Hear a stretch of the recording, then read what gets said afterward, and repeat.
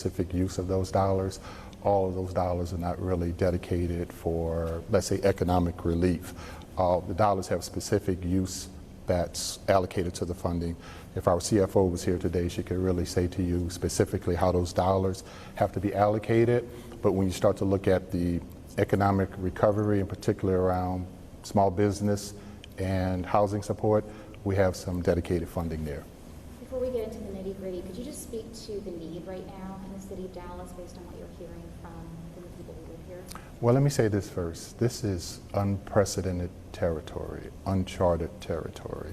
In the history of America, we have not faced anything like this. So people will say they have the answers. Some will say they think they know. We really don't know.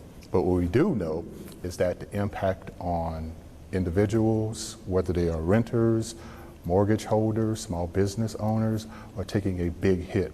And what we do know, which I think we can really say beyond a shadow of a doubt, is that you cannot have economic recovery without housing stability. It's going to be difficult to reboot the economy without having small business input. We know the percentage of the GDP related to consumer spending. So it is uncharted territory, a lot of unknowns, but what we do know, the impact is significant. So, and you touched on it perfectly, so I just want to drill down to it, the big picture on this, and giving an individual household $1,500 here or there, what do you hope happens? Here's what we're hoping to do. We know that there is stimulus money that's coming in the form of checks. We know that there is unemployment benefits. So what we're really trying to do at the City of Dallas is provide some support. We know we can't help everybody. We're trying to help layer the resources that's out there. So when you look at $1,500 a month, what we're saying is, okay, $1,500 a month times 3 months would be applicable to a household earning up to 80% of area median income. What we're hoping is that first individuals will apply to the program and not be taking advantage of receiving funds from elsewhere and try to tap into this. So it's really about trying to balance the different resources that's out there, knowing that the resources in Dallas are not infinite resources. That's really what we're trying to do. And just borrowing some of the language from the pandemic, when we talk about flattening the curve, there's kind of, an economist might say something along the lines of not necessarily maybe flattening the curve that would go this way, right? If we're expecting a severe downturn in the economy, is this an effort to kind of at least maybe mitigate some of that? We're looking at this in 3 buckets. 1, what can we do to stabilize? Number 2, not mutually exclusive, how do we look at starting to facilitate investment? And then the 3rd bucket is really stimulating. We see these 3 moving along this sort of spectrum. So when you think about the rental assistance / mortgage assistance, small business continuity fund, it's really in that first bucket of really stabilizing. How can we stabilize individuals? How can we stabilize businesses so we can start to move along this trek to start to sort of reboot the economy? Overall, how are you feeling moving forward? Even if we get control of the pandemic and we don't see these spiking cases, just as an economist, how are you feeling right now about where we're going to be heading? This is going to have to be all hands on deck. And let me just say it this way. We're sort of in this W. We're down, we're going to go up, we're going to go up and down. And I think people need to realize there is no turning of a switch and things are going to be back to where it was before. This is going to require us to look at things we haven't looked at before, looking at Dallas in particular from a greater inclusive perspective. How do we bring more people to the table to help reboot this city? Because it's going to be challenging, and I think people shouldn't think about that it's not going to be that way. It will be that way. And what we're trying to say here at the city is recognize that fact. The economic development strategies we're going to be talking about in the future is going to try to really align to that. And hopefully we can get the other stakeholders to look at how we can connect the dots moving forward. And that's pretty much the way I can say it. To your knowledge, have you ever heard of the City of Dallas saying, okay, we're going to go start directly providing rental mortgage assistance, small business loans and grants? Have you ever heard of something like that here in the City of Dallas? No, and truthfully, even in American cities across the landscape, you would have your regular sort of programs that you do, let's say that's coming through the city's operations, nothing major. But again, this is unprecedented, uncharted territory. So Dallas, there's other cities out here starting to look at this. all with this idea of how can we just provide some temporary stabilization while we can start to build back up. And it's not typical for city staff to suddenly be case managers and look at this. And so how are you going to mitigate, or how are you going to work through, because there will be challenges, there have to be when you have people flooding in. Yeah, I think the most important thing we have to say is there will be challenges, there will be ups and downs, and we're just really asking the community to understand that.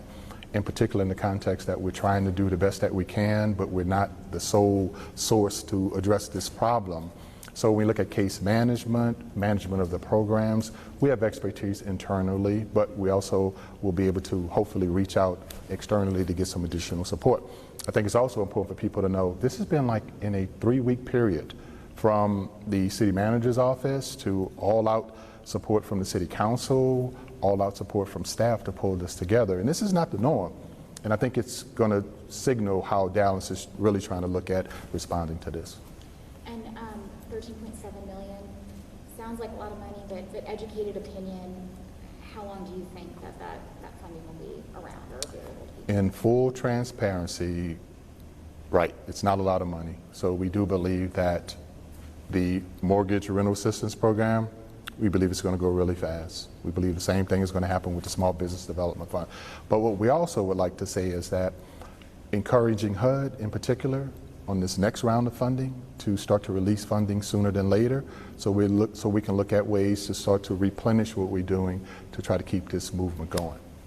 On the small business side, the loans and grants there, I'm sure you heard there were some challenges with the PPP when that went out, and companies that you know maybe were technically eligible, but kind of some people thought violated the spirit of Yep. small Yep. business funding. Yep.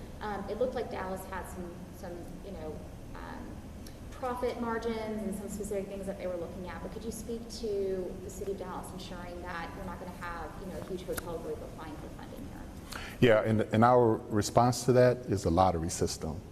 So it's not designed for first come, first serve, or those who are better prepared and equipped to respond. It's a lottery. You're going to go into the pot, depending on how you measure up in terms of the qualifications that's required for the program, you'll have a shot just like anybody else. And that's really how we designed it, to really stay away from the sort of, those that may be at a great advantage taking advantage of the program. People who have existing great relationships with bankers, you can kind of hustle them through that kind of thing. That's absolutely right. And we were trying to avoid that by saying, here's a lottery process, but also trying to have a specific focus around small businesses serving underserved communities.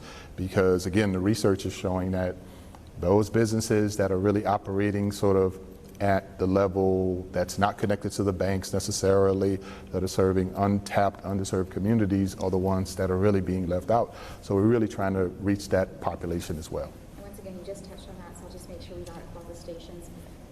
In terms of the small businesses, give me examples of the small businesses that you hope are able to obtain this type of funding. The types of businesses that are, I'll give you a great example. Let's say there's a neighborhood pizza establishment. It's been there for 30 years, but it's not the type of establishment that's been in huge relationships with the banks, but people in the community know it's an institution, but we also know that with some support they can maintain and stay there. That's really what we're after.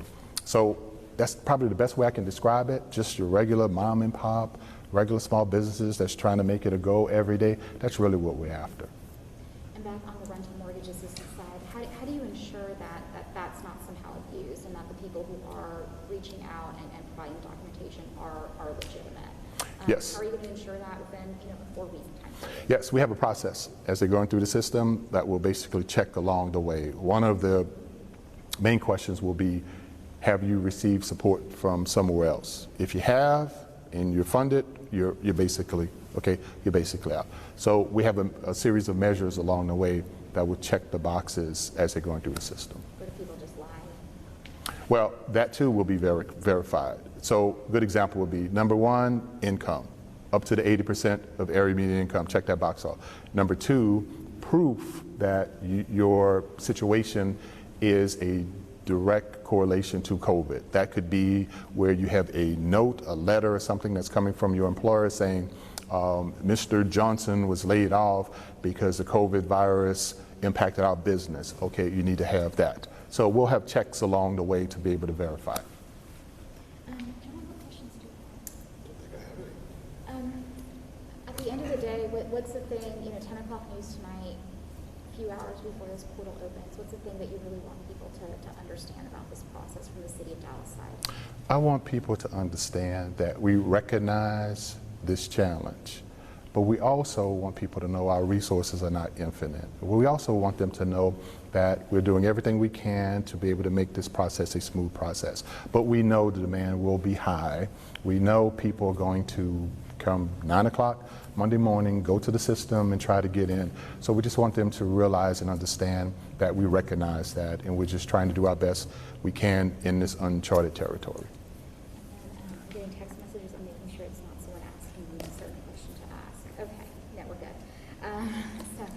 I think that's all I could think of. Let me just go through. Elizabeth, did you hear something that was important? Just saying, Yeah. I do think it would be good for Dr. Johnson to hit on just sort of with the staff, just kind of going over more detail about the dedication that the staff, because this is all internal right now. Yeah, let's talk about that for a minute.